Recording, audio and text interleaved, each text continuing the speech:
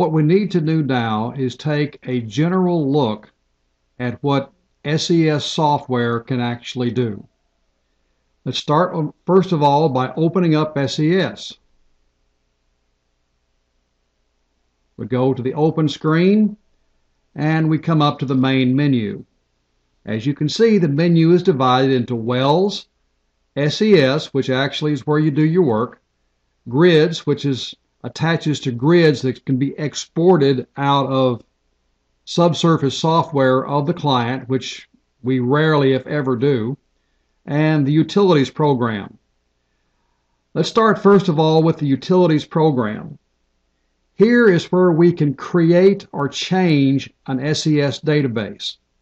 SES uses Microsoft Access to store all the data. Therefore, you must have Microsoft Access loaded. As I have said previously, you have to have Microsoft Access, you have to have Microsoft Outlook, and you have to have Microsoft Excel. I suggest using the 2010 version of these, mainly for compatibility purposes. But here you can change your SES database to anything on your computer that you wish.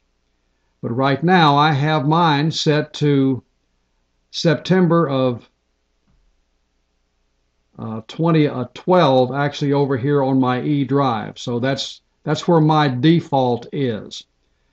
We have the network settings, if you're actually on a network, which of course that we're not. The WITS-ML server. We can actually receive WITS-ML data in real time from the rig. And this would allow us to be able to do real-time geosteering no matter where we are, and assuming that they have access to a WITS-ML server on their location. Updates is right here, where we can check for updates of the software to be sure that we have the most current version of the software. And last but not least is where we actually import the license for SES. The Wells screen is where we maintain and create wells. We can add a well, we can delete a well, and we can edit a well from within this screen. Basically, all you need to do to create a well is just simply hit the Add button. And then we'll type in a name of the well, and that's basically all you really have to have inside of SES. In a later version of this training, we will actually go through and do all of these, but right now I just want to make you aware of what's available. On this screen also, we can export a database that will allow anybody to load in this. It's called an XML file. The XML file maintains all of the data that's been worked on in a previous session and can be then uploaded by another user into his version of SES, allowing him to pick up right from where you left off. And here is the import button that allows you to import that XML file into your particular version of SES and allowing you to work onward. Record accounts, it's just simply recording the number of accounts actually in the database, was something that we never use. Now let's go look at SES itself. We click here and we see the various tabs come up. It takes a moment to load because it's going out and accessing the well information actually within the database of Microsoft Access. This is the main screen that comes up. This is where we input the survey data as it comes from the well. We'll input the measured depth, the inclination, and the azimuth, hit calculate, and then it will calculate the vertical section, and it will calculate the northing and the easting. As you can see, this particular well has a lot of gyrations. Now, we can also see in a three-dimensional format what this well looks like. We'll click right here, and here we have the rendering of this 3D well. As you can see, it's pretty much a mess, but that's what the drilling engineers designed, and we simply follow whatever drilling plan that they have come up with. But this is a three-dimensional rendering of the well. The type log is where we maintain the offset LAS file for the well. This is one of the very first things you will do when you are setting up a well is import this type log. As soon as you hit this import button up here and select that your LAS file, and after it loads, it'll immediately ask you for this number. What is the top of the pay zone? That's when you have to go back to your GeoProg and see what the actual top is for the target. Because what it will have to do, it has to make the calculations of relative stratigraphic depth for all the footage based on that 0, which actually is the pay zone top. Everything in SES works off of relative stratigraphic depth. Therefore, we have to know what this target depth is in this offset well. This is the very foundation of how SES works. The LWD data is loaded in right here. This is where we would put in our gamma ray. Again, it's simply read directly from an LAS file and imported directly into the software. It then interpolates every single foot of that gamma ray against the survey information that we just imported. We can also put in rate of penetration, gas, or any other kind of LWD curves you want to add. They have resistivity, if they have neutron, they could all be added in right here. The planner screen is here, where we are provided the information necessary to create the well plan, and this will actually calculate and display our theoretical well plan. We don't have to have this information, but it's nice for us to be able to show this on our cross-section, which I'll show you in a minute. The next is the Geosphere Screen. We have basic information about how the Geosphere Screen is set up.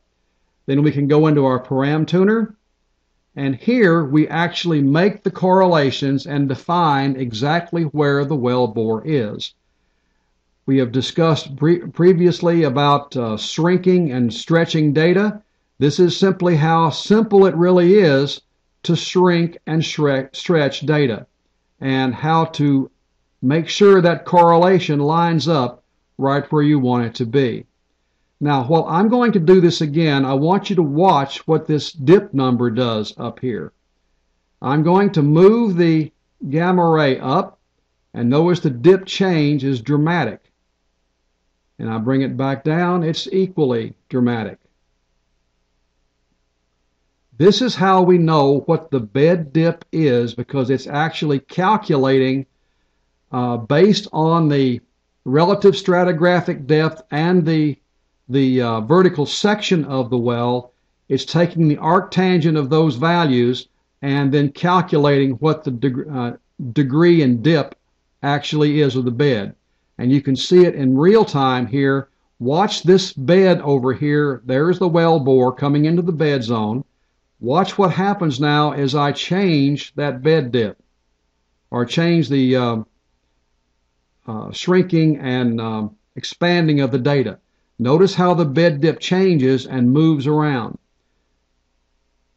This is how we determine what the bed dip is. As I've said many times, it's all based on that correlation, this correlation that we do right here. There are many numbers up here. We have the dip azimuth, which is telling you what direction, whether we're dipping to the north or to the south. And it also gives you the apparent bed dip and apparent inclination. This is the information right here for drilling inclination. So at 0.45 degrees, the bed is dipping in a northerly direction, so it's subtracting the inclination from 90 and giving you 89.55 degrees as the drilling inclination.